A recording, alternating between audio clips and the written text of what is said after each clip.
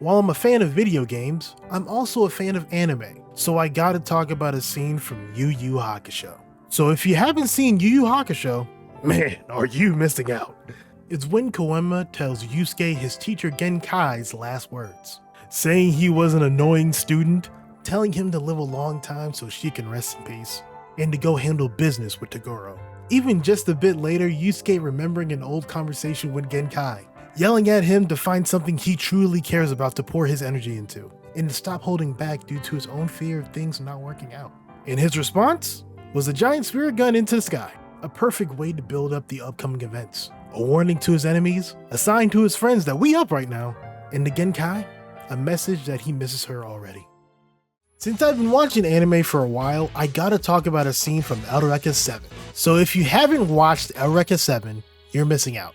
One of the first scenes I love from Eureka 7 is when Renton, the main character, first rode the Trapper Waves in an effort to deliver the Omnibus Drive to the Niraj.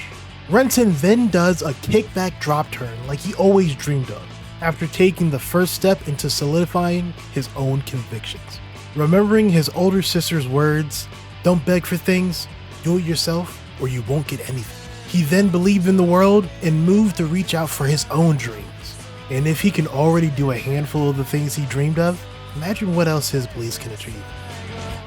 Since I've been talking about anime, I have to talk about a scene from a personal favorite, Beck Mongolian Chop Squad. So if you haven't seen Beck Mongolian Chop Squad, you're missing out. This scene comes from when Koyuki, the main character, is attending a concert for one of his favorite bands, Dying Breed. After the lead vocalist of Dying Breed makes a scene, he then looks to the crowd and points out Koyuki to sing up on stage. I like this scene because it showed Koyuki expanding his own understanding of music. While he could have sung a more rocking, upbeat song from Dying Breed, he opted to sing a slower song, Moon on the Water, which just happened to be a song he sings time to time with a certain somebody.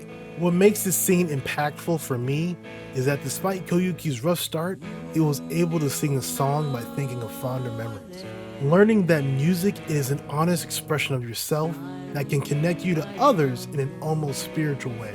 And along the way, maybe show the girl he was thinking about that her being in his life was as beautiful as the moon reflecting on the water. I don't know about tomorrow. Now that I talked about Yusuke's spirit gun into the sky, I have to talk about a scene before that one. So if you haven't seen Yu Yu Hakusho, you're missing out. This scene is when Yusuke is undergoing the final part of his training, where he is absorbing the Spirit Wave Orb. After what seemed like hours of grueling pain, he was about to concede. And he might have, if it wasn't for Pooh, who was still trying to help Yusuke through his ordeal. I love this scene because Yusuke, seeing Pooh try his best to help him, he realized his inner self never stopped fighting, when he was just about to give up on himself. Creating this symbolic moment that showed you're still fighting for something, even when you think you've already given up. So take a page out of Yusuke's book. Don't stop fighting for yourself, yeah? I would not be a Gundam fan if I never talked about scenes from G Gundam. So if you never saw G Gundam, then you're missing out. The scene I want to talk about is when Domon first fights Chibodee Crockett in a Gundam battle. In the aftermath of sabotage attempts from Chibodee's country without his knowledge, Chibodee asks Domon for an honorable Gundam fight. But the fight isn't what makes this scene one of my favorites. It's what happens after the fight. In the middle of Chibodee almost giving up his role in the Gundam battles to represent his country, his fans walk out one by one, cheering towards him to stand up one more time, telling him to never give up, that he represents their hopes and dreams, and showing that he mattered to them. Domon then asks Chibodee what will he do now, reciting to him Article 3 of the Gundam Fight Regulations. The fighter can challenge the Championship League as often as he desires, as long as the dream of winning remains with the fighter. So if you haven't learned anything from that scene, remember this: as long as you still have your dreams for something, you can always challenge life to make it a reality. As I'm still trying to remember great anime series that I watched, I feel like talking about a scene from Planet Ace. So if you haven't seen Planet Ace, you're missing out. This scene is when main character Tanabe and Hachimaki are first sent out together on the ship Toy Box, in order to get rid of some space debris that is on course to hit a military satellite. And after learning the debris was a memorial plate sent out into space by Into to ask that the children of Monanga be allowed to live in peace, Tanabe gets into an argument with Hachimaki on why the plate shouldn't be removed in favor of a military satellite used for war.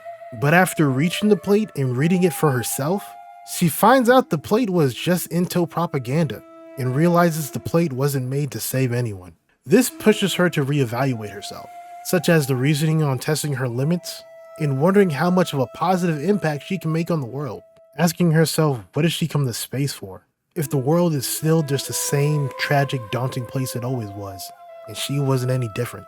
But what made the scene a special one for me wasn't Tanabe's introspection, it was when they finally dropped the plate into the atmosphere. B, the commander of the toy box, tells Tanabe to look at the plate as it burns away, through the atmosphere in a blaze of colors descending over Monanga. B then tells Tanabe if the plate can be used for even a brief moment of happiness to others, it still has some type of value. Ultimately presenting the lesson that I'm trying to convey, which is that despite the world being an exhausting place of existence, there is still a point in trying to inspire others, or at the very least making someone smile in a trying world.